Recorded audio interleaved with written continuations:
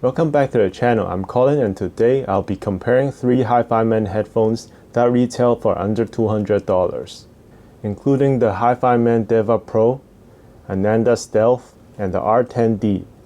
Let's go through the specs and prices real quick. The Deva Pro wired here sells for around $100 to $110 as of the time of this video. It's an open back planar headphone. It has the Hifiman Stealth magnets and Neo Super Nano diaphragm in it, just like the Ananda Stealth.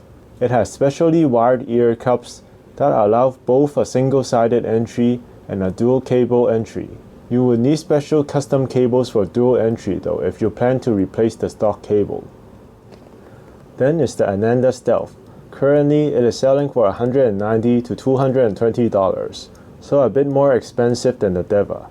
It features similar technology including the stealth magnets and super nano diaphragm, but what's different is that it has oval ear cups and a different headband. The tuning is also different.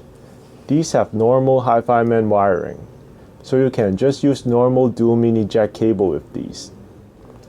Last, it's the R10D. The R10D is the only closed back and only dynamic driver headphone we have here, currently selling for $130 to $150.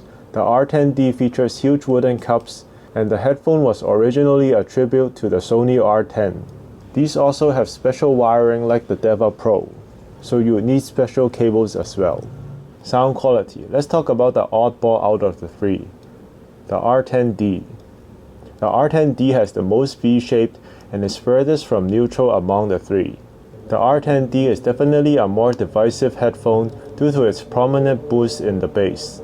If you are a bass head, you might love it for the impact and rumble, but if you don't like that kind of tuning, the bass can sound bloated and slow, which will also affect the perceived clarity of the mid-range. There's a nice and full body and richness to the vocals and the mid-range. Again, it's kind of an acquired taste. The mid-range is full and smooth, and there's a lot of coloration to it. Almost a tube warmth kind of sound in instruments and vocals, but the downside is that there's not a lot of resolution and texture in the mid-range when compared to the other two. There's also a boost in the treble area to boost perceived clarity. I can hear some sounds like guitar slides and sibilants in vocals pop out a little more, but it's not harsh in any way. Just adds some upper range detail and sharpness to the overall sound. After I heard the Deva Pro and Ananda Stealth, I figured out they sound very similar, so I'm going to talk about them together. The Ananda Stealth sounds warmer, slightly more mid-bass punch, and vocals have more body. In comparison, the vocals of the Deva Pro are slightly more forward. The vocals also have an airiness to it. The Deva Pro has an upper mid-range boost that gives you the airiness in the mid-range and vocals, which also gives it a good sense of stage depth. But the Ananda has a little more separation and resolution between different instruments and the singer. Guitars, drums, and taps sound slightly more detailed on the Ananda.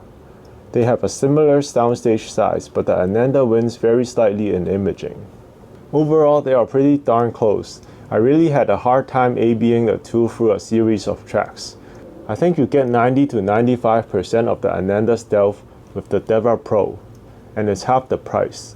I think the Ananda is a bit more technical and all-rounded, but I really do like the airiness in the vocals of the Deva, though it can sound slightly more fatiguing depending on the genre. Well, the Deva Pro was the latest Hifiman headphone I acquired. I actually bought it with the Bluetooth module, but I only used it once and put it aside. It just didn't push the Deva Pro to its full potential, maybe just 70% of what it can do. It lost the air in the mid-range, and the soundstage became a bit confined. So I will definitely suggest you get the wired version of the Deva Pro instead.